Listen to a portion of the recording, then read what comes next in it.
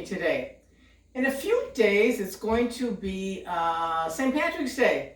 So, and I've had a couple people ask me if I was going to do a corned beef. Well, I always look at corned beef as probably one of the easiest things you could possibly make. So I thought, okay, I will do it. I will show you. It's so easy to make a corned beef. I use a crock pot, and the reason why I use a crock pot for the corned beef is so that I can leave the house. Yes, you can put it on the stove if you're brave enough to leave your stove on while if you have to leave.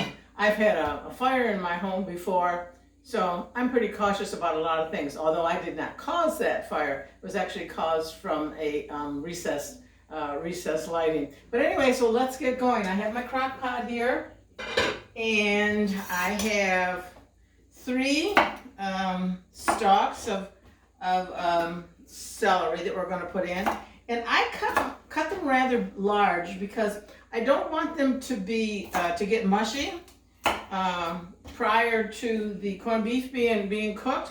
And I'll tell you why at the end of my tutorial, why I do that. You can see I leave the carrots and stuff pretty big. So, and I've got 3 nice sized carrots, but you put in what you think you'd like. The amount you like. I happen to have a very small corned beef here today. It's only about 1.75 pounds. So it's a small guy. Got some onion here. Keep these rather large. And then of course I have the potatoes. Now, red potatoes are more traditional. But I found these little these are, what do they call them? What do they call these little ones? I forget, something gold or whatever. But anyway, so some of them you can cut, some of them you don't have to cut. Some of them are really small, you don't need to cut. Once again, I don't want them getting mushy before the corned beef is done. So I'm just going to put those in like that. This guy probably needs a cut. And this one can go in just like that. Then what I like to do is I like to put some thyme on top of the vegetables. Really good. Let your vegetables be real nice flavor. So we're going to put these on here, and there we go. Just a bunch of little thyme on there. I love thyme. I use thyme in so many dishes. Then we just take our corned beef. Here's our little guy. Ooh, I don't even know if you can see him, but anyway, here he is. He's only, like I say, about 1.75 pounds. Set him on top, and then of course the spices that come. Your corned beef always comes with a few spices, and put those, spices on top. Put them on top like that, kind of rub them around a little. You're probably wondering where the cabbage is. Well, I'll tell you about the cabbage in a few minutes. But then we do that. And then what we want to do is we want to put enough water in here to almost cover the beef. I might have just about the right amount. I do. Oh, and I also spilled it. Just my hand off a little bit there. So what we're going to do now is I'm actually going to put this on high today, just because I needed to get done to show you the next steps.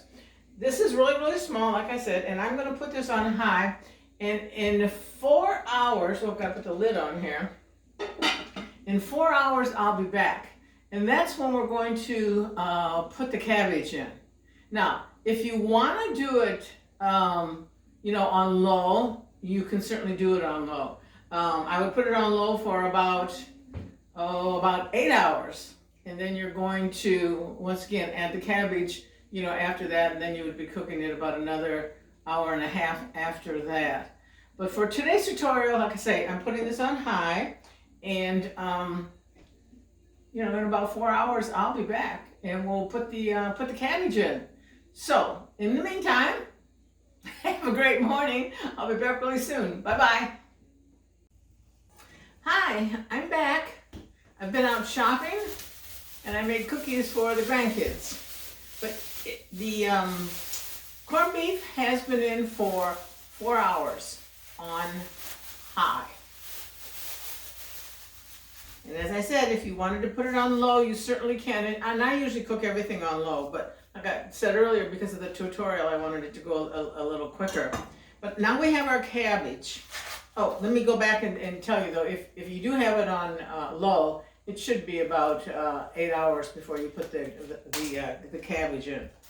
So what I'm going to do is I'm going to cut this little fella like this. I want to cut it into, well, I don't know, I always cut it differently.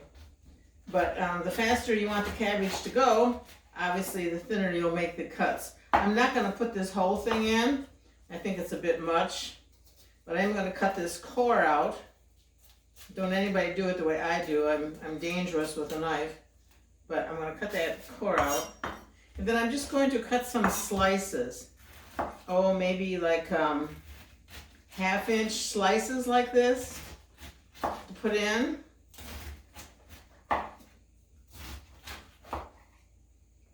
And see how that looks inside there. So we'll take our lid. Wow, this really smells good too. Really, really, really smells good. And then we're going to tuck the cabbage in wherever we can get it. I happen to have a nice size crock pot here, so I can get in quite a bit. But make sure it gets covered. You know, I can put in more than that, so I guess I'll be putting in a little bit more. Another nice slice in here. Tuck it in. Tuck it in.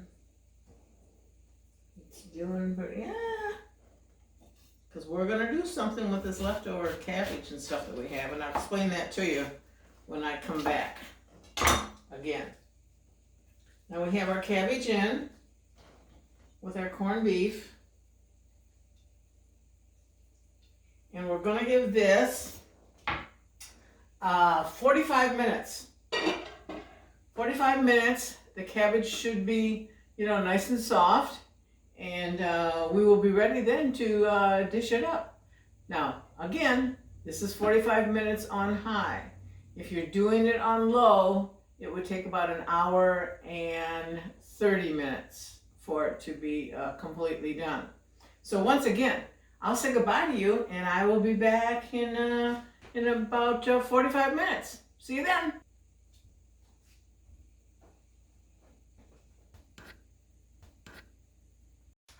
Well, hi, I'm back again. Now it's time to take our corned beef out of the crock pot. It's really been smelling great in here. So let's get it out, take a look at it, and let's put it on our plate. I like to put all my vegetables in, you know, I don't like to mix them up. I like to put the carrots where the carrots go. I like to put the cabbage with the cabbage. I like to mix everything, you know, in here in a nice, neat little order. It's just the way I like to make it look, but certainly you can do whatever you want. Now here's our little corned beef. Let's see if we can get him out of here. Here he comes. There he goes. Okay, let's put our potatoes here. Now what I wanted to tell you about the carrots and celery and everything that I've done here, you know, I told you I cut them thick for a reason. Whatever is left over, you know, after you've had your corned beef, you can actually make a nice soup, you know, with whatever is left over in here. And anyway, it tastes really, really good. All you have to do is take some of this broth that's in here, cut up these vegetables, you know, put it in a pan, and let's see, I'm trying to get this in here. You can always add a little bit of chicken broth if you want, which would be nice. And you know, cut everything up. Cut these carrots up, cut everything up, cut it up small. And put it, you know, put it in your pan and make some cabbage soup. Remember the cabbage soup days where everybody was eating cabbage soup to lose weight? Maybe people still do it. You know, it's not the craze like it was years ago, but There was always that. Gotta have the cabbage soup. And then to this too, when you're doing the soup, you can add a little tomato. Maybe take a can of petite styled, tomatoes that are chopped up, and put that into your soup. But it does make a delicious soup, so you can, get this all cut up. And that's basically, like I say, why I cut these things, the way I do. Anyway, the other thing you can do with your leftover cabbage, your leftover corned beef, is to make a Reuben sandwich. Oh my goodness, I haven't had one of those in years, basically because of the diet that I keep. But Reuben is so good. It's a grilled Reuben sandwich, and what you do is you have some, your corned beef, you have your sauerkraut, you have some like a Russian dressing or a Thousand Island dressing, and some Swiss cheese, and you grill it. Oh my gosh, it's like you died and went to heaven. I haven't had one of those in a long time. Don't plan to die and go to heaven. Well, I plan to go to heaven, but I don't plan to die. But anyway, so that's another thing you can do. Also with your cabbage here, your corned beef here, right here, I would serve some horseradish with it. If you want to make your horseradish sauce a little different, a little more, just take a little bit of either yogurt or sour cream and mix your horseradish, with the yogurt or the sour cream. So this is your St. Patrick's Day dinner. I know actually on actual St. Patrick's Day, I'll be cooking a couple of these. And this corned beef here, I'll be making sandwiches, for somebody. If this is in your diet, great. It's good for you. I'll probably eat a tiny bit of the corned beef, but I don't eat that much of it. And of course, as you know, I don't eat, white potatoes like that. But even if you're on a diet as strict as I am, you can have what everybody calls cheat days. It's okay. Just eat in moderation. The things that really that are not at the top of the list of healthy. This is all healthy. Your carrots are healthy. Your cabbage is healthy. Your celery, your beef and so forth. It's all healthy. But anyway, this is for, like I say, St. Patrick's Day. It is in a couple of days, and I wish everyone a happy St. Patrick's Day. Although I am not Irish. It's kind of funny. I'll tell you a quick story before I let you go. My daughter had bought a bunch of us some of those ancestry tests.